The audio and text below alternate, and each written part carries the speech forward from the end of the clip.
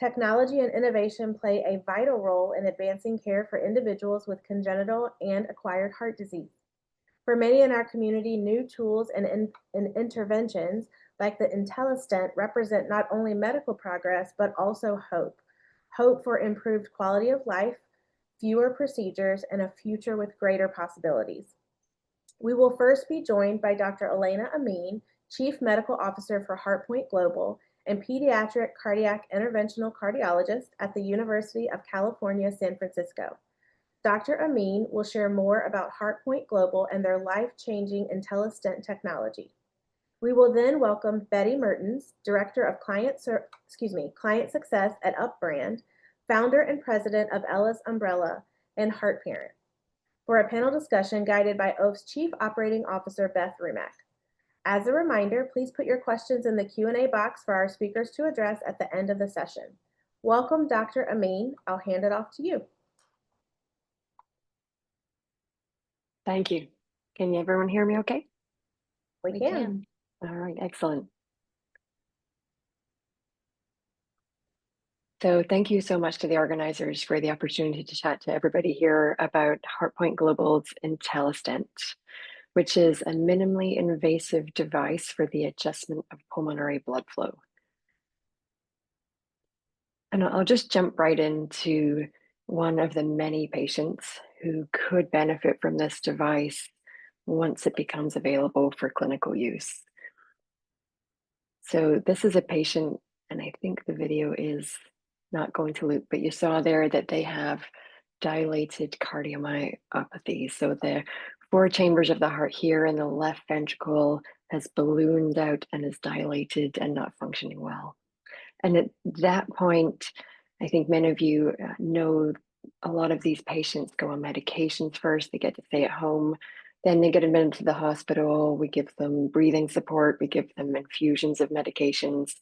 And then ultimately, if those things don't work, we start to think about how do we mechanically support their heart with what's called a VAD, a machine, or a transplant. So this is a patient who was around 6 weeks old, had dilated cardiomyopathy, was on all the medical therapy, and then listed for a heart transplant. And during that period of waiting for an organ, which there's a huge shortage of, they unfortunately got sicker and had to go to the operating room to place a VAD. And unfortunately, there was so much bleeding during that surgery. It's a small baby. These devices are not designed for small babies. And they ended up dying in the operating room from hemorrhage, which is a massive amount of bleeding. That's just one example of many patients. And I think even the patients who successfully get one of these types of VADs, mechanical supports placed, they can get through as a bridge to transplant, but this is their life, and it's often for many months in the ICU setting. It's clearly not what any family wants for their child. It's not where they want to take care of them. Everybody wants to be at home. And so while it's nice to wave at them in the hallways, ideally we want some way to get them home. And one way we've been thinking about as a field, since there's been such a shortage of VADs and organs, is an old-fashioned way, which is to think about in dilated cardiomyopathy, if you put a band around the other side of the heart, the pulmonary artery, and then underneath it is the right ventricle pressure goes up and starts to squeeze the left ventricle. And that little bit of squeeze can act as support for the heart, and it can bridge them through to a transplant, or in some cases, a full recovery. The nice thing about a band is once it's in, they can go home, so they don't have to stay in the CICU. And we actually do pulmonary artery banding for lots of other heart conditions, for congenital heart diseases where there's too much blood flow and pressure into the lungs and we need to somehow limit it. And for other areas where we need to train the ventricle that's underneath the pulmonary artery. And while we think about pediatrics and congenital heart disease as small groups of patients, you all know that it's more than 1% of children born every year globally have congenital heart disease. Most of them don't have access to early diagnosis and repair, and then millions more will develop acquired heart disease like dilated cardiomyopathy. So we're actually talking about huge numbers of patients who potentially need this type of surgery, pulmonary artery banding. And right now that surgery is performed via an open chest surgery, and it's been the same for decades. We've yet to meet a single surgeon who says that they like doing this procedure. it's got a really high mortality rate considering that it's quite simple. And that is because of the bleeding, the acute pressure change, the fact that once those bands are in position, they often are too loose or too tight once the patient wakes up, and then you have to go back into the chest and tighten them up. They can cause scarring, and for any patient having a surgical scar down it and adhesions and that kind of thing is just not ideal. So we've been really looking for a minimally invasive alternative. And in my field, which is pediatric interventional cardiology, we're so used to using things off-label and getting creative. And so as a field in the last few years, we have found one potential solution, which is to take these really small microvascular plugs that are used for adult arteries in the GI system. And we burn or poke a little hole in them, and we create our own flow restrictor. And then we can place that into the pulmonary arteries, and that works as a kind of surrogate for a pulmonary artery band. So you can do that via a small incision, and you don't need to do open chest for surgery. But unfortunately, these top out at 9 millimeters, and that means they can only be used for tiny babies, newborns essentially. And even when they're in place, they're not ideal. I mean, we're just modifying these off the shelf. And so they can migrate, they can go distal, they can go in completely the wrong place or block branches. So it's really a suboptimal solution, but it shows that it can be done. And that's where HeartPoint Global's Intellistent comes in. Intellistent is the first of its kind, groundbreaking, adjustable, and reversible, so better than either the microvascular plug or surgery. Stent system for transcatheter adjustment of pulmonary blood flow. And I'm just going to make sure that I've got sound shared here. Let me know if you can hear this. And you may need to click play for me on this animation. At HeartPoint Global, we developed the only adjustable, novel, patented, interventional system that treats many cardiovascular diseases through the adjustment of blood flow and pressure. We are proud to present to you the HeartPoint Global proprietary delivery system. Also, our new HPG stent implants. We use our system to treat cardiovascular diseases in a minimally invasive way, preventing the need or acting as a bridge to heart transplants, artificial hearts, and other surgical heart procedures. The HPGS is fully reversible, works well with other therapies, and is adjustable at any time after the initial intervention. In a left ventricular dilated cardiomyopathy, the left ventricle enlarges. Next, the interventricular septum shifts to the right side of the heart. Left untreated, this usually results in heart failure or death. The delivery system is introduced into the femoral vein. It then travels up towards the heart and through the inferior vena cava. It enters the right atrium, the right ventricle, and then the main pulmonary artery. The stent can be placed in the MPA or in the right and left PA. In this example, we deploy implants in the left PA.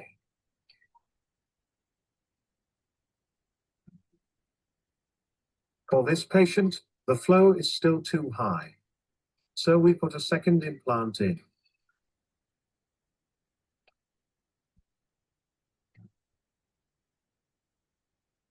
Now, the flow is perfect. The same placement procedure applies to the right PA. The intervention is now complete.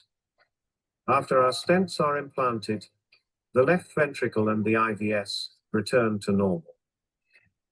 The patient's condition improves. In the case of a ventricular septal defect, oxygenated blood enters the right ventricle and the blood pressure becomes abnormally high. Too much blood flows into the lungs. At this stage, surgical or interventional closure of the VSD is a high-risk procedure. Left untreated, the pulmonary vessels become so badly diseased that less and less blood filters through the lungs. This causes a severe lack of oxygen, and the patient's condition deteriorates. Once the HPGS is implanted, blood pressure and flow towards the lungs are regulated, allowing the pulmonary vessels to recover. After our procedure, the patient is stabilized and is ready for further treatment or surgery if necessary. The HeartPoint Global system is both groundbreaking and disruptive because of its low cost, increased safety for patients, and its unique adjustability. The system treats not only these indications, but many others in a safe, easy-to-use, cost-effective way that significantly improves both a patient's condition and quality of life. The team at HeartPoint Global thanks you for watching.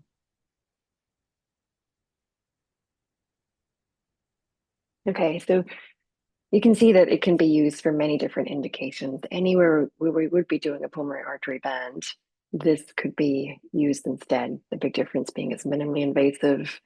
We can do it with the patient. If they're an adult, they could do it awake. Most kids probably want to be asleep, but they could potentially go home the same or the next day. So very different from an open chest surgery. You can see the proximal, the start of the device is wider than the distal, the end of the device. And if you want to make the flow more narrow, you can put nesting devices inside there. And if you want to reverse the flow, or if you want to adjust for a baby who's grown into a toddler, you can put a metal stent into the distal part and dilate that up. So that's why it's adjustable and reversible. This is just showing an example of two nesting stents inside each other here. And so I think everybody probably understands it's clearly a value proposition. And what that means is that for everybody involved, for the physicians who want to take care of their patients in the most minimally invasive way, for the hospitals, the insurance companies, all those people who are looking at healthcare costs, this is cheaper. It doesn't cost a lot to produce the device, and it's much cheaper in terms of the procedural time and the inpatient stay. And then most importantly, obviously, it's going to have better outcomes because it's so much less risk profile than any type of open chest surgery. From a patient perspective, there's no chest scars. Nobody can see this. Nobody's going to know they have it in place, and they can go home with it in place. And if it does need to be adjusted, they can come back and again have that minimally invasive adjustment. And so far, the device in the larger sizes that can meet the needs of children and adults has been tested in animal studies. And not surprisingly, because it's a simple device, there was a 100% success rate in placing the device. There was a significant pressure change through the device, which is the goal of putting it in. If you look at that video clip there, you can see that squeeze as the right ventricle pressure increases, it pushes on the left ventricle. So that's exactly what you would need to treat heart failure or cardiomyopathy.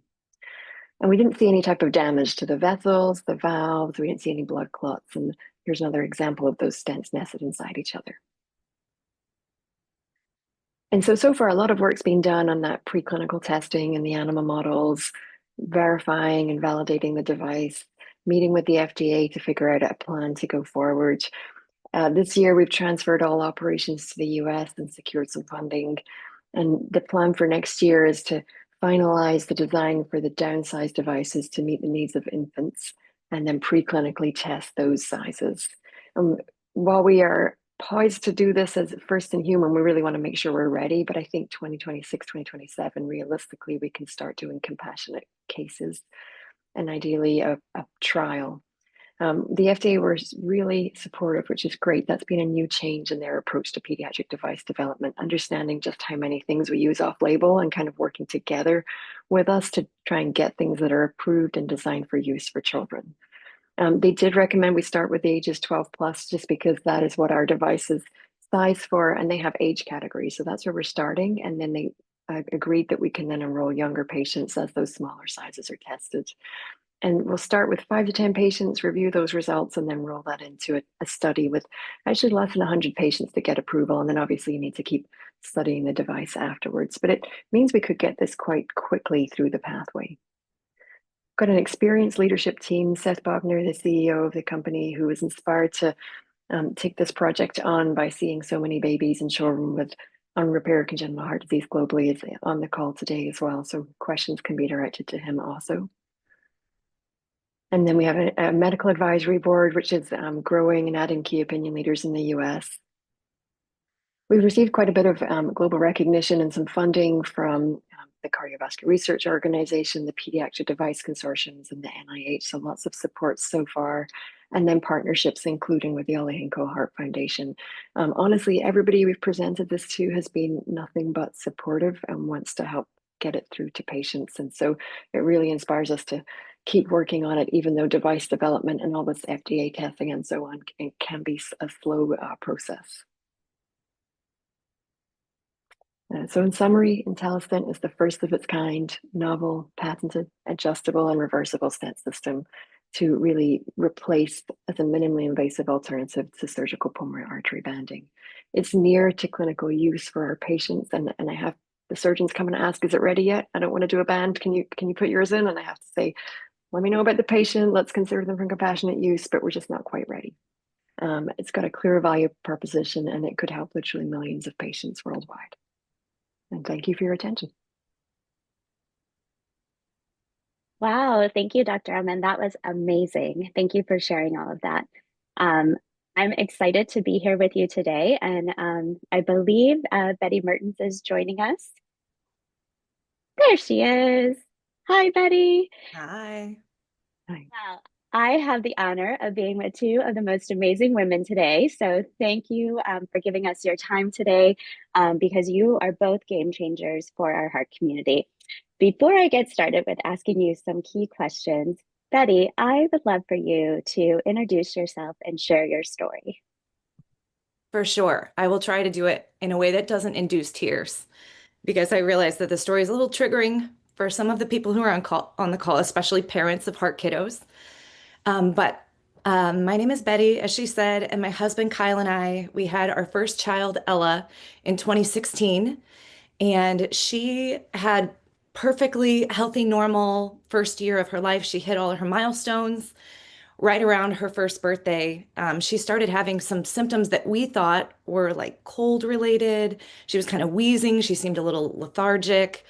And we took her in and things escalated very quickly. And we realized those were actually heart failure symptoms. And so they were trying to find quick ways to treat her. She was presenting with dilated cardiomyopathy. They didn't understand the cause. So they were really trying to get to the heart of what was going on. They were treating her with oral medication and hoping that her heart would normalize in size. But long story, very abbreviated, she ended up startling everyone by passing away on my husband's 30th birthday. And after that happened, as you might imagine, it felt like something was ripped out from underneath us and we were just free falling. And we were trying to figure out, I mean, until that point, we had no idea how common heart issues were for kiddos. We did not know that that's like the leading cause of defect-related deaths in infants. And we thought something has to be done. Like our precious child's life cannot have been wasted. And so we thought, let's take our grief and pour it into something that feels positive, because that's the only way we know how to move forward. So we started funding heart research for kiddos. Well, we ended up getting so much support for this, and it grew into a nonprofit that is called now Ella's Umbrella. And we were connected with HeartPoint Global. And I just want to share with you that when Seth shared the video of that Intellistent, and I watched the illustration where the heart normalized, I just had tears rolling down my face. And I thought, man, there's nothing that we can do to go back in time and help Ella or to help the infant that Dr. Amin was talking about as the example on this call. But if we could keep that from happening to another kid, that is the silver lining that I think we can all rally around behind. So that is why I have been invited to this call, and that's what we are trying to do with our nonprofit. Well, thank you, Betty, for sharing your story.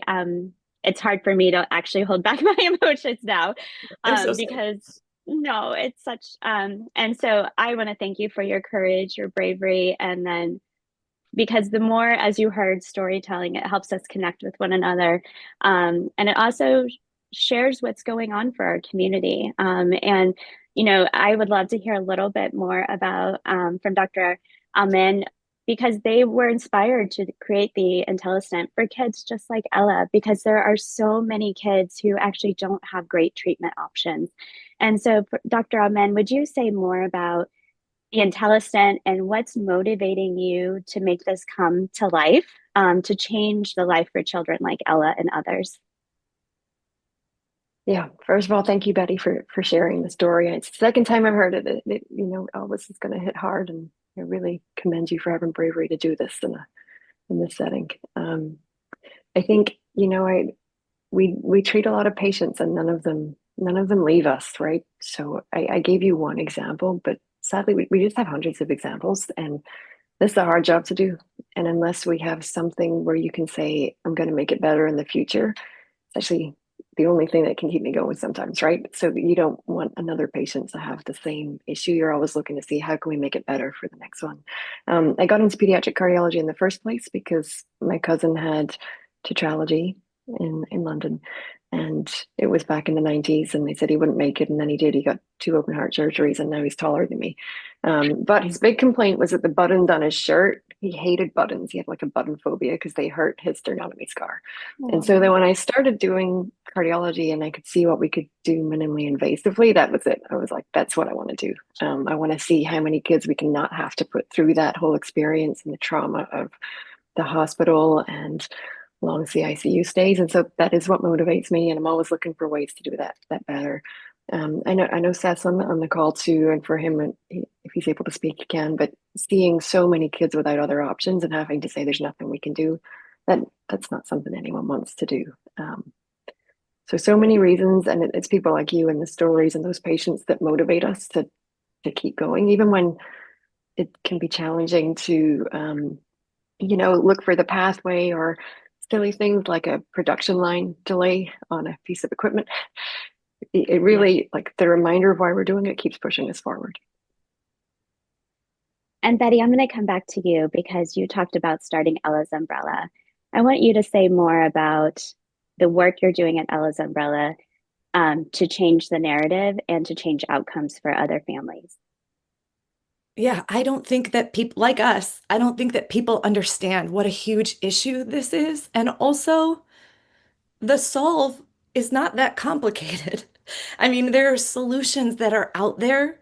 And one of the things that impacted me most, and maybe Dr. Amin can expand on this, but Seth shared about how the impact of this device in the US will be profound, but it will be exponentially life-saving once it leaves the US and it starts reaching children who live in countries where when they present with dilated cardiomyopathy, the doctors just send them home to die.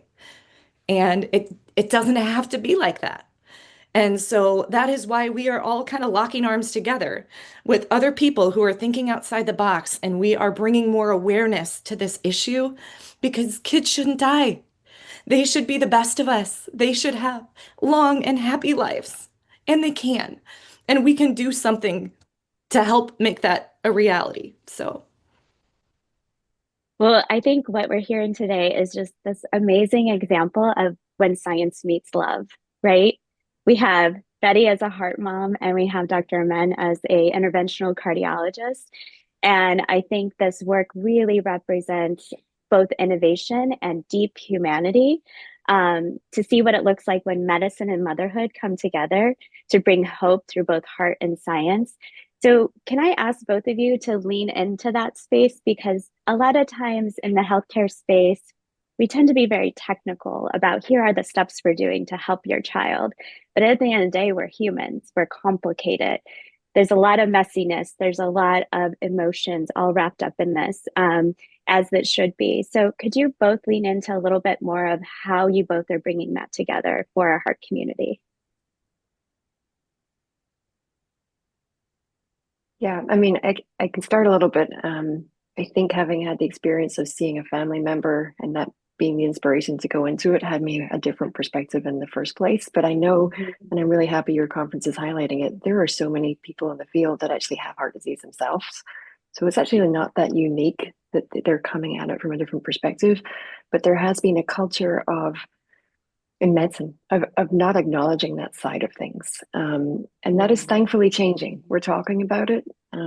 We run reflection sessions for the fellows to kind of increase in that training environment to talk about just feelings. If a patient doesn't make it, if you can't offer them something, how do you cope with loss? How do you support families? Just the human side of things. But it's 2025.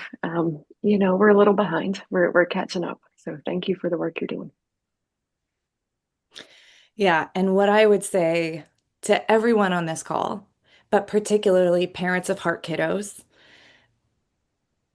you are not alone, and you would never have chosen for your precious child to experience what they're going through. As a parent, you want to protect them, you want to support them, you want the best for them, and you would trade places with them in a heartbeat if you could. But I will say this, our daughter's life, even though it was short, it has been profoundly impactful. And all of the suffering and all of everything that we have experienced as a family, the grief, the exposure that we've had now to the heart community, I will say to you, it has opened doors for us to support other people, to change futures for other kids. And even though, I mean, if you ask me, would I go back and change it if I could, I would say yes. I would go back and make this technology accessible to my daughter. So I'm not saying that, the end justifies the means, but the reality is I can't change it. And it has provided for me a beautiful view of some amazing humans who are doing amazing work. And it has been very fulfilling to be able to stand next to them and to protect other kiddos from this. I think it has also opened opportunities for my husband and I to come along people who are grieving in moments when nobody knows what to say to them because there's nothing that fixes that hurt. But we have something to say, and that's a gift. And even though we didn't choose it as a gift, we are going to use it.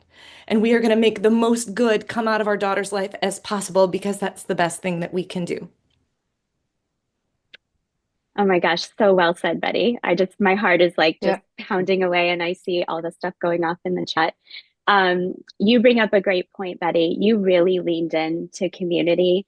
And as a clinician myself and taking care of the heart community for 25 years, I've often seen our community lean out and shy away from being a part of the community because it can be triggering, right? The loss of a child and a child still living and going through those different challenges, those different surgeries. We heard from Mark Wright earlier, right? He's growing up and he's got challenges ahead of him, right? But I would like both of you, and I'll start with you, Betty, if that's okay, is we're speaking directly to both clinicians and parents today. And what would you want to say to them if they were just diagnosed, whether it's cardiomyopathy or any other type of heart condition? What would you want them to know about the future? And what would you want them to know about the strength of being part of this community? Oh my gosh, we always say, worst club ever with the best members. Know that you're not alone. You have the people at Ollie Hinkle Heart Foundation, the people like us. We always say that this Ella's umbrella, it's a shelter of support, hope, and progress for families who are facing congenital heart disease. And it's a place for everyone to lock arms and look towards a brighter future, even in the midst of the storm. And we mean that. It's going to open doors for you to connect in ways that you never could have imagined on such a deep level with other people. Your kiddos are going to be so strong. I mean, heart kiddos are some of the strongest humans I know. And that strength partly comes from the vulnerability of acknowledging that the whole situation just kind of stinks. No one chooses this, but you move forward with a tenacity that's required because you don't have an option. And it does bring about resilience. It does bring about connections that are beautiful, and technology is advancing, and you've got people that are all around you supporting you in that. And I also think, and I say this to grieving people a lot, but I think it also applies to people who are going through less than ideal situations and moving forward without that loss. Mhm. That when you experience those very low lows, those scary, take your breath away, pivotal moments, that if you could go back to the before, you would, but you can't, they somehow also unlock this amazing appreciation for your mountaintop experiences. We always say, like, the lowest lows somehow unlock higher highs. And I think this is true for your heart kiddos. They've been through some pretty awful, painful stuff. They've got scary stuff in their future, but you know what? They are going to celebrate those highs so much more. And that is a beautiful thing. And once I said what I said before, I'm not advocating for trauma or for anyone to be sick. We want all kiddos to be safe and healthy. But in the face of the things that we can't change, we're going to celebrate the tar out of the positives, and they are going to be able to live and experience the highs with new appreciation and new perspective, in context of what they are dealing with. So that's what I would say. It's so well said. I think as a clinician, for me, I used to have people ask me, well, how can you do this? Like, isn't that really hard to go to work? And what I would say is, yeah, it's hard, but you know what? Like, every time I give a piece of my heart, like, I get so much more back. And I think you did such a beautiful job reframing that, Betty. And that's not easy to do, especially in what our heart community faces. Dr. Amin, can I ask you to lean into what we're talking about too? Yeah, I mean, I think that's what I was getting at with medical training is textbooks and physiology and anatomy, and then somehow they forgot that we're humans, right? Yeah. And so just really trying to shift the narrative to, if we have a bad outcome, coming together and not just debriefing on what could we do better clinically, but how is everybody feeling? How are we going to take this moment forward? What are we going to do differently for the next family? And then maybe meeting a week again later and checking in with people. These are cultural changes that are coming, and kind of acknowledging that everybody feels the same way, even if they're not saying it. Yeah. Even those, physicians who are from a different generation, they feel the same way, and it is actually what drives all the progress forward, and especially in pediatric cardiology. Nobody goes into this for any other reason than helping kids. It's really a field that's come from its infancy all the way through in just a short number of years, and that's what drives it so fast is helping those kids, because they're really inspirational, all of them. Yeah, Absolutely. Well, I know we are probably need to head into Q&A. I think Sydney is on, so I want to double check with Sydney that we have enough time. We do have a question in the Q&A.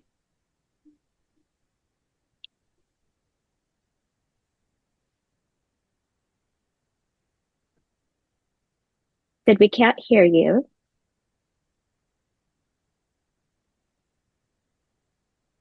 No, still not now. Still no. It's always, technology is always so fun. I see the question. I can read it here. It's You want to take that? saying, Okay, great. yeah, it's saying as an imager, so I think they mean cardiac imaging. It is hard to quantify the amount of flow restriction with traditional devices. I am curious to see if you are also developing imaging guidelines for best practice.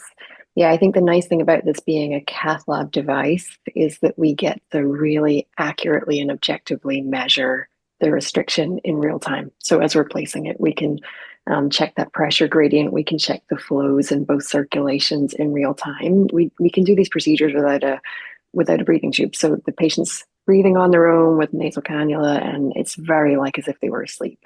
And then I think also all of these devices that are in development are compatible with MRI, for example. So that's another way we could get flow via that way. I think we from the animal studies even, and sheep are hard to echo. They did manage to do decent echo imaging that can show the gradients through those as well. So I think actually compared to PA bands, this is going to be a big improvement because we can place them in the cath lab. Terrific. Thank you for answering that. And I hope, Elena, you get to meet Maria. She's a cardiologist down at UT Southwestern, and she's fabulous. You guys would love each other. So I hope you get to meet outside this conference. Yeah. There's another question in the Q&A asking, Are these devices in other markets or countries? And if so, what will insurance potentially cover for patients needing that type of care? Yeah, I see Seth able to speak, so I'll let him answer too. But yes, that's the goal. That's why it's called HeartPoint Global. And so, yeah, that's the goal, licensing and making sure that this is affordable for different countries. And Seth's already been working on price points and how to get that through with especially kind of government-run health systems. They're not currently available yet. Yeah, so there's still nothing's been put into a human case. We're a little conservative on that. We want to make sure we're putting it in the right patient and that it's going to be safe when it goes in. So we're up and running and screening patients in other countries. Actually, it's ready to go, but we're talking to the FDA and we want to make sure we get that pathway right. We ultimately want this available for everybody and approved, not off label, approved. So we got to do it the right way. Yeah. Also, do you guys hear me? We can. We do. Yeah. So I think Betty touched upon it, when we started meeting people from all over the world that don't have the technology we have in the United States and Canada and Western Europe. There are no heart transplants. There are no VADs. And, sadly, in the United States, there's only one VAD, and that one VAD isn't the best solution for most patients. So we can act as a VAD. We can go ahead and do it. But I think it's very important that we use best practices. And in the United States, we have the FDA, who's been a fantastic partner with us, and as has the National Institute of Health. And but I just wanted to take a second to say I get inspired every single day, especially when I speak to people like Betty, Beth, and Elena, who have dedicated their lives to this. And my son, who's a doctor, said he wanted to go into pediatric cardiology, but he didn't think he could deal with the sadness. And Elena, I said that to Elena, and she said, but the joy that we get when we fix the kids so outweighs the sadness. It's amazing. And I just I've dedicated my life to this as well, and we are all together in, none of us are alone. And it's, so it's thanks so much to Beth and the Hinkles and everybody who put this together, because this inspires me. And I think it's a reason for joy. And we all have tough patches that we're going through because of, friends and family and kids. But now is the time. We have the support from the government. We have the support. The only thing we don't have the support from is a lot of venture capital who doesn't want to go near pediatric devices because the groups aren't big enough. But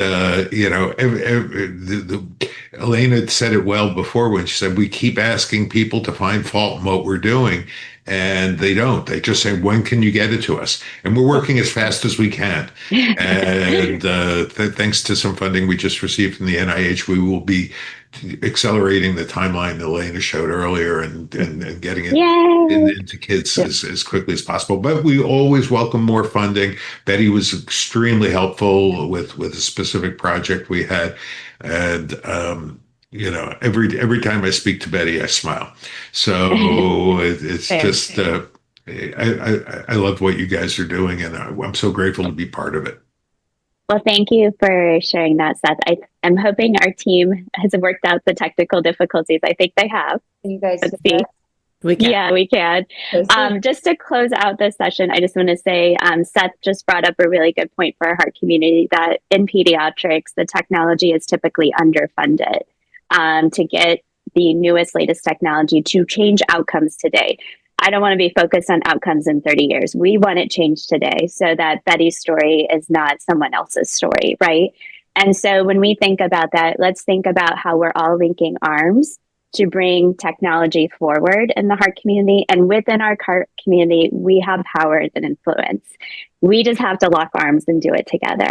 So I want that to be the takeaway from today too, because we need to change that narrative in pediatrics. And Elena and others should not have to be MacGyvering different devices from adults to kids. Like, that is not what we should be doing in our kiddos. So after today, that's what we're changing, all of us on this conference today. But I'm going to hand it over to the beautiful Oath team, Sydney and Laura, and you can take it away. Thank you so much, Beth, for moderating and leading that discussion, and Elena and Betty for your time, for sharing your personal stories, your connections to this work. It's just really inspiring, as always. So we thank all three of you for being here with us today.